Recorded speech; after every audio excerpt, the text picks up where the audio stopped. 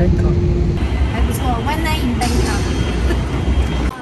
曼谷机场花了1个多小时才出来。这是曼谷机场交通旅馆，那边有写说要保持安静，是不是可以这样子？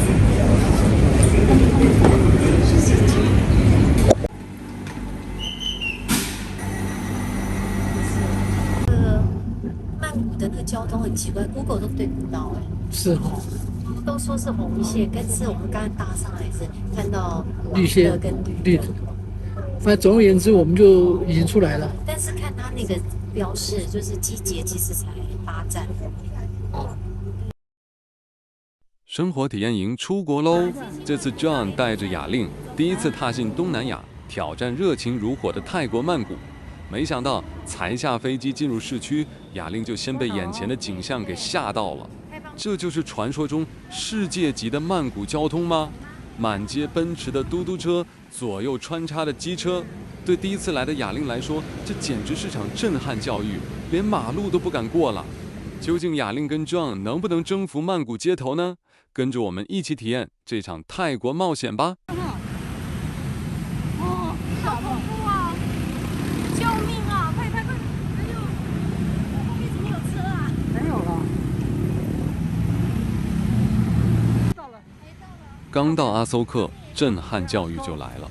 我们2个人拖着沉重的行李，在曼谷惊人的车阵中拼命穿梭，穿过这重重障碍，我们终于活着抵达了旅店。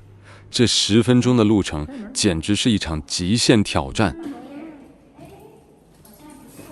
2张大床，哇塞，可以滚，很棒哎，超赞的哎！棒哦！5天8000块有找5天8000块。8000块有找。还有微波炉，你有看到？哇塞啊！我没带微波炉啊，谁知道这边会有微波炉？他有那个有碗给你啊。第一晚的晚餐就在隔壁的超商解决，2个人花不到300泰币，住5天8000多元含早餐，这个早餐等级很超值了，台湾的旅店没得比哦。好丰盛的早餐哦！真的度假模式完全开启，真的，而且真的蛮便宜的，物超所值。我觉得是比想象中来的好。对啦，而且房间也比想象中来的好。然后餐点很丰盛。那个水果啊，还有一些甜点，就是很泰式。可以吃。在不用吃。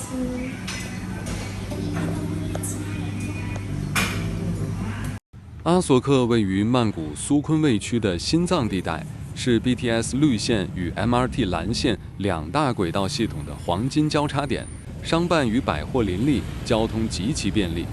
今天早上行程前往大皇宫，最聪明的方式是直接进入 MRT Sukhumvit 站，搭乘往 Lakesong 方向的蓝线列车。我们很厉害哦，我们不会坐地铁，我们从饭店坐到这个大皇宫站。里面居然有一个 museum， 觉得很不错，就以前的遗迹，以前的石头，以前下面是木头是，这不知道什么遗迹哈。好，对。可能皇宫的遗迹，这是 Old Town 哦，还可以走嘞。对呀，走。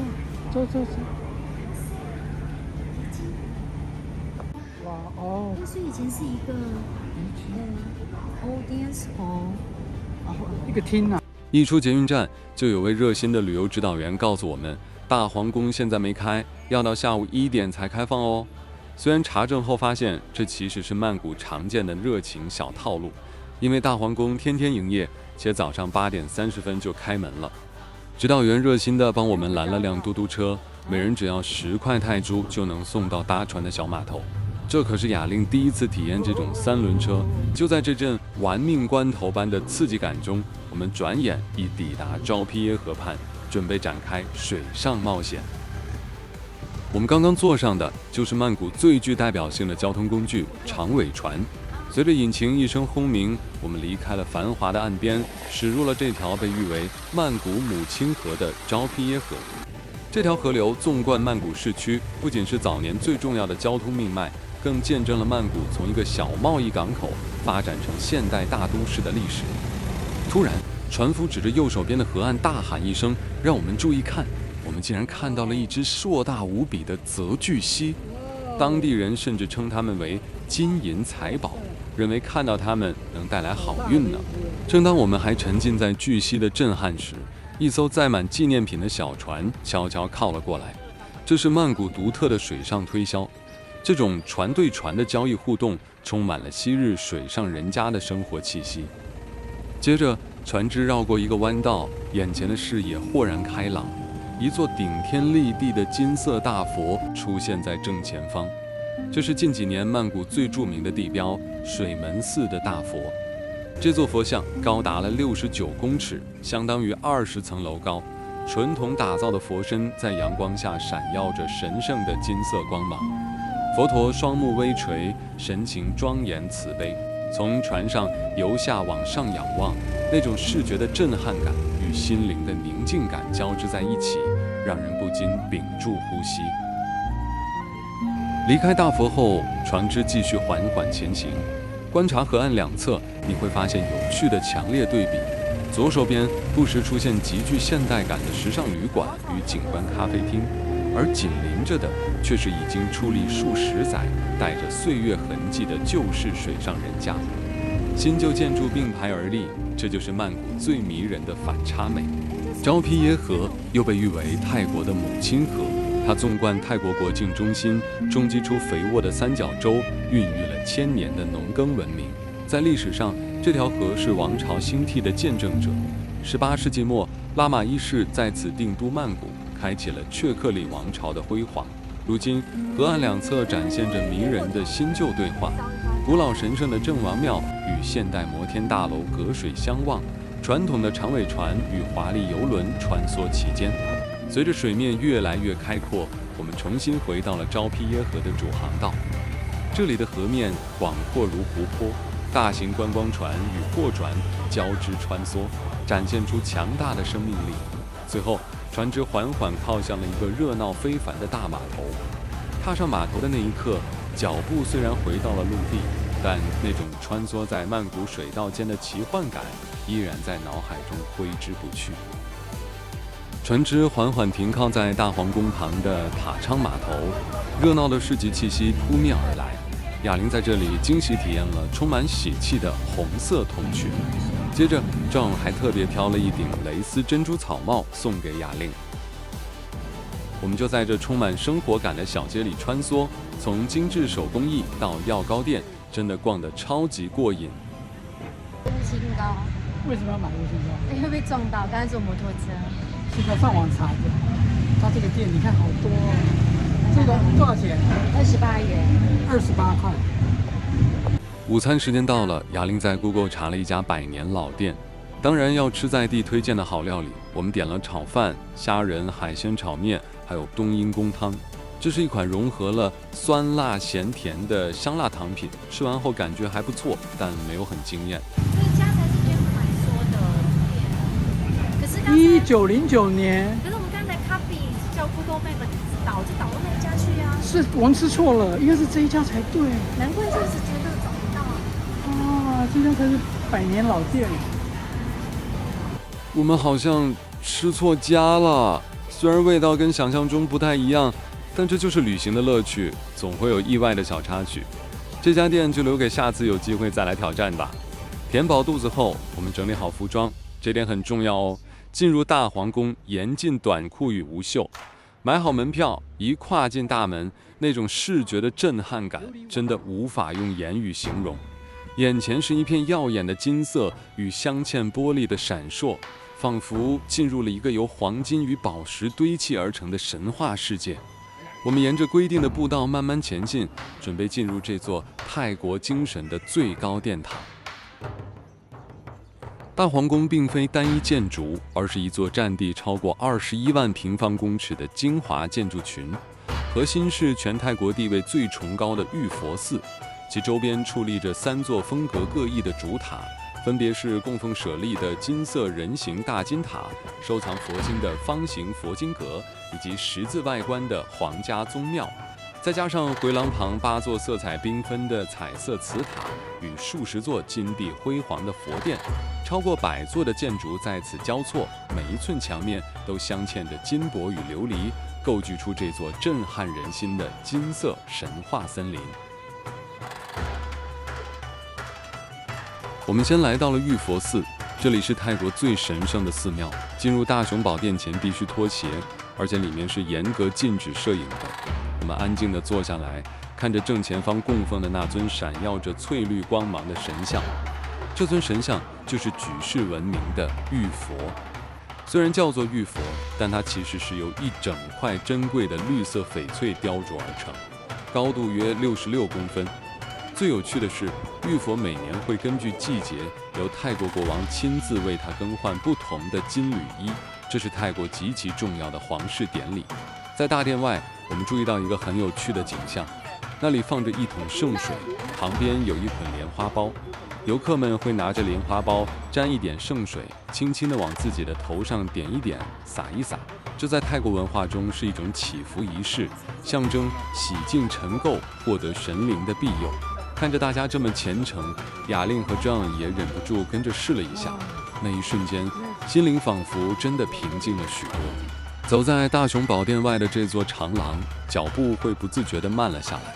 放眼望去，满是令人惊叹的雕梁画栋，每一处细腻的雕刻，每一抹斑斓的彩绘，都在阳光下折射出耀眼的金芒，仿佛将100年的匠心工艺都在此刻凝结成了永恒。离开了大雄宝殿，我们在大皇宫的外围仔细参观。这一区的建筑风格简直是精致到了极点，最吸睛的莫过于那座巨大的圆形金塔勒达纳舍利塔。它是纯金色的席兰式建筑，在泰国强烈的阳光照射下，简直让人睁不开眼。这座闪耀夺目的勒达纳舍利塔，通体贴满了金色的进口瓷砖，属于优雅的细兰式建筑。塔内供奉着极其神圣的佛祖胸骨舍利，在蓝天与烈日映衬下，它那直指云霄的金色塔尖，象征着泰国皇室对佛教至高无上的尊崇。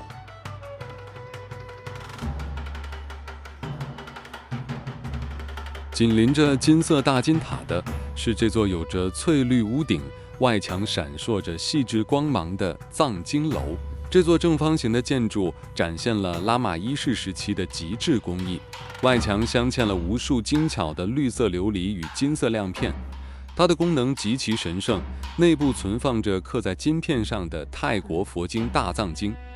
门口这2尊威武的夜叉神像是藏经楼的忠实守卫，他们手持法杖，神情严肃，日夜守护着殿堂内的珍贵经书。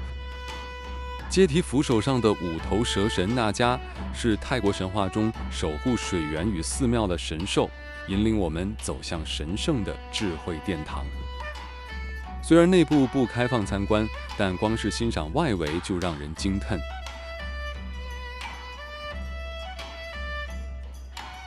这座雄伟的十字形建筑就是碧龙天神殿，它融合了泰式屋顶与顶端标志性的高棉式普兰塔。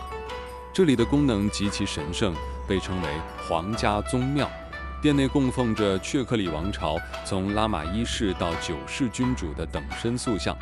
整座建筑外墙镶嵌着精致的彩色瓷砖与闪耀金饰。虽然平时大门深锁，仅在特定皇室节日开放，但其庄严的气势依然是大皇宫中最令人肃然起敬的存在。这座气势恢宏的方形金塔是双金塔，是拉玛一世皇为了纪念双亲所建造的。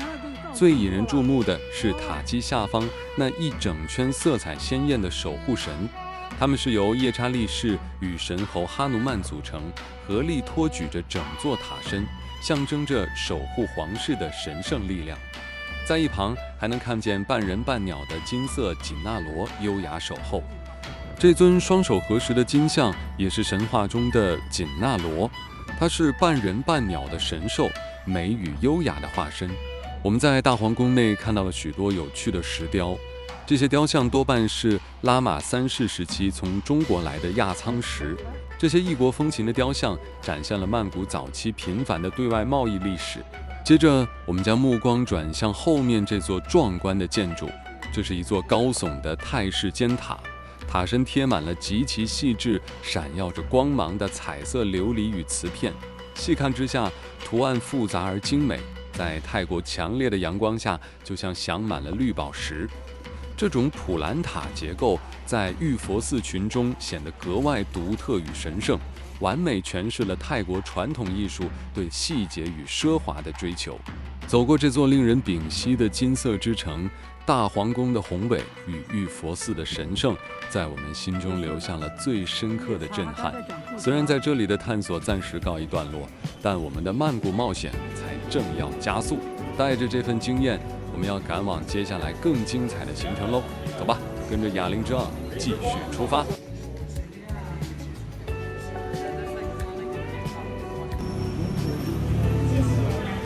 两位午餐走错店家的遗憾，现在总算弥补回来了。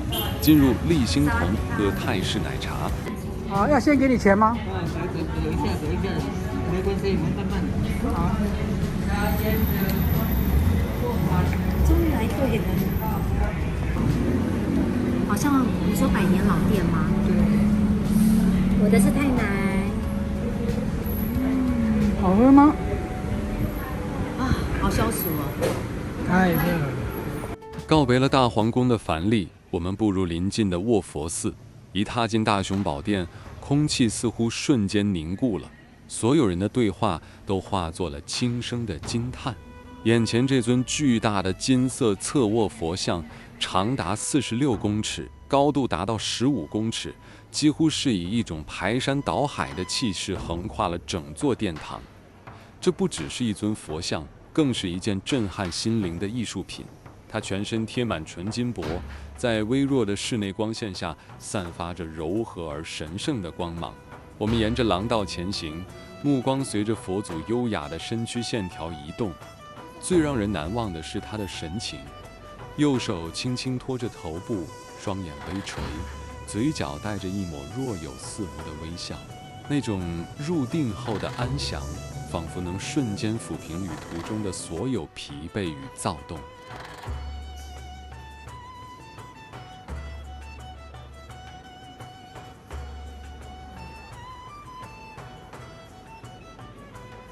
走到佛祖的足部，这里更是细节的巅峰。这双巨大的脚掌，高度甚至超过一个成年人。脚底使用了极其精密的猪母背镶嵌工艺，在黑漆背景下，108个象征吉祥与宇宙真理的图案闪烁着红彩光泽。我们停下脚步，静静凝视这对承载了1000年智慧的足迹，感受那种宏大与细致并存的极致美学。这绝对是整座曼谷最让人敬畏的视觉体验。绕到大佛身后，震撼转为了平静。走廊边整齐排列着108个铜钵，随着每一次清脆的叮铃投下，代表着消弭一种烦恼，也为这段神圣的相遇画下最圆满的句点。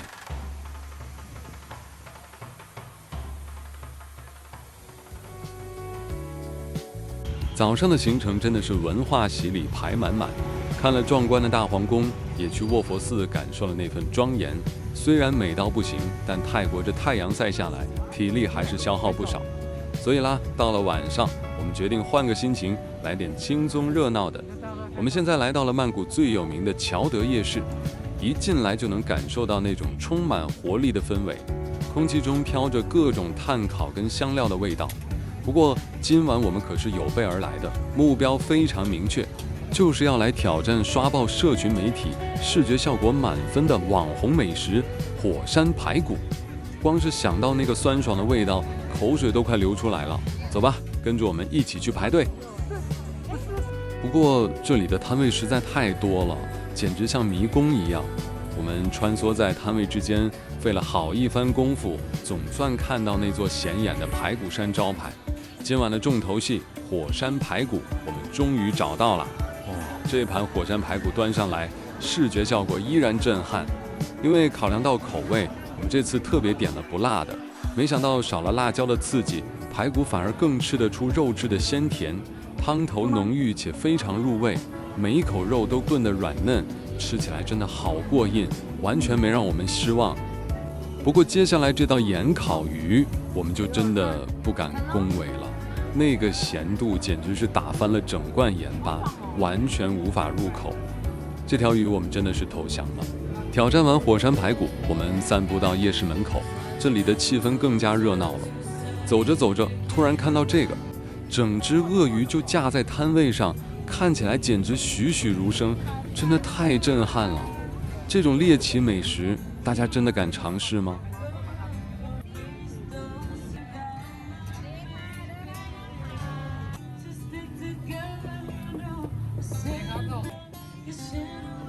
放眼望去，各式各样的泰式美味让人目不暇接。整个街道灯火通明，到处都是诱人的小吃摊，大众用餐区更是挤满了来自世界各地的游客。大家并桌而坐，一边分享美食，一边听着舞台上的现场演唱。这种充满在地活力又带点浪漫微醺的曼谷夜晚，真的让人觉得非常放松，非常享受。我们在夜市吃完了，对啊，好吃吗？鱼太咸了。对但那个排骨，火山排骨，对，还不错。但是有人不会称布拉吧？对有。那你现在到这个地铁怎么那么快？哦，这个是第40头，马上就到那个就是跟那个抓 fair 很近。走路3分钟。是的。好，我们去坐地铁回饭店。